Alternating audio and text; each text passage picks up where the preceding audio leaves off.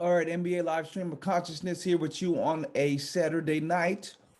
Milwaukee is up 6 on Brooklyn. Interesting stuff with Brooklyn. Looks like KD's coming back on Monday. So looks like Brooklyn's going to be whole sooner than later with the vaccine mandate possibly being lifted in New York sooner than later. And I think Ben Simmons should be on the way shortly. So we're going to definitely see what this Brooklyn Monster looks like. We saw what the Philly Monster looked like last night. I mean, it was tremendous. Harden, he was obviously sandbagging it like he did in Houston. He looked great last night. There's a lot of talk about Embiid and him, how their simpatico was going to work, because he's never played with a post guy. And it's almost like these guys don't watch Joel Embiid play. He's a face-up guy. He posts when he needs to. He's the best at posting in the league, but he can face up. The majority of his buckets, especially his crunch time buckets, have come from the face up. So instead of them being pick and the guy diving pretty hard, it's pick and a guy that could shoot that jumper, a guy who can drive and play make, and a guy who could roll and still finish. So it was just crazy. Joel Embiid said he's never been open like that in his career. And I mean, it's a game versus the Timberwolves, so you don't want to get too high on it back to back, but it looked tremendous. Now we're going to see their schedule get pretty tough here. They have a 3 games in 4 nights versus Cleveland, Miami, and Chicago. Cleveland is struggling to score, struggled to score today in a win versus Washington. So the Cleveland game might not be the toughest, but they beat Cleveland full strength before, so I don't really think they're that big of a challenge. But the Miami the Miami Bulls part of that 3 game in 4 nights is going to be very interesting. So they have some warm-up games versus the Knicks. The Knicks is terrible. Like I said all year, decided to shut down Kemba Walker. I don't understand why they even signed him after the whole league said he can't play anymore.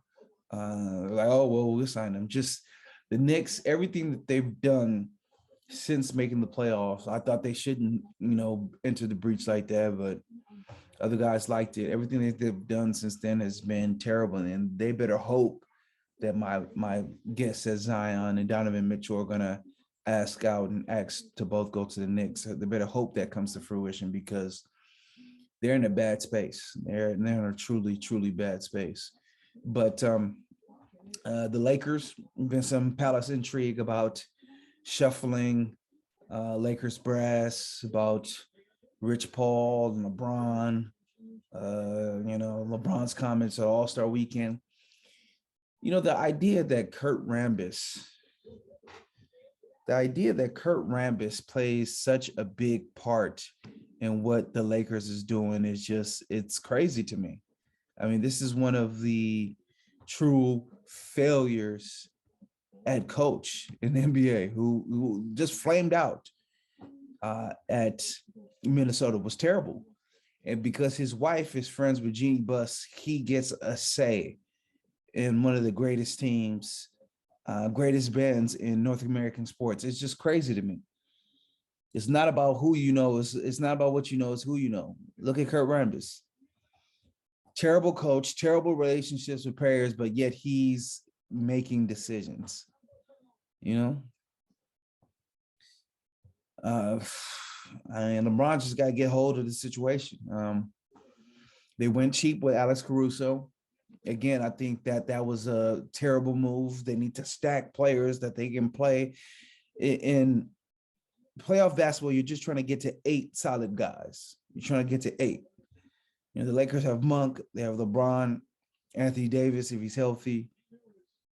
Maybe you count Dwight Howard. It'd have been nice to throw Alex Caruso in there. He's a rock solid player for us.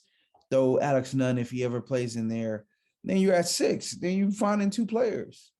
So we'll see what happens going forward. But LeBron said he's committed. I think he actually is committed. His son plays in LA and his family plays in LA. And I'm sure that he's not trying to uproot himself and the family's not trying to uproot to the next destination.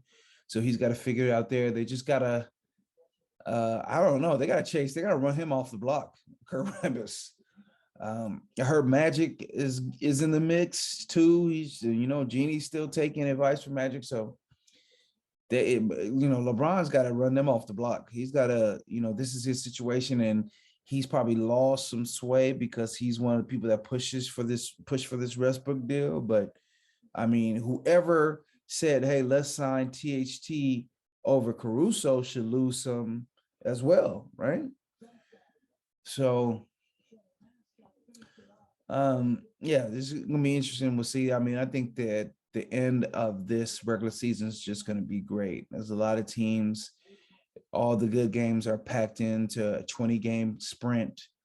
And I think the players are going to be locked in and focused. And this player movement situation, if anything, I think is just a great, great thing for the league, because look at the teams that have been formed. There's so many teams that can realistically say, hey, we have a shot at the title. The Suns, the Warriors, if the Nuggets get back healthy, if the Clippers get back healthy, I mean, you have to respect LeBron.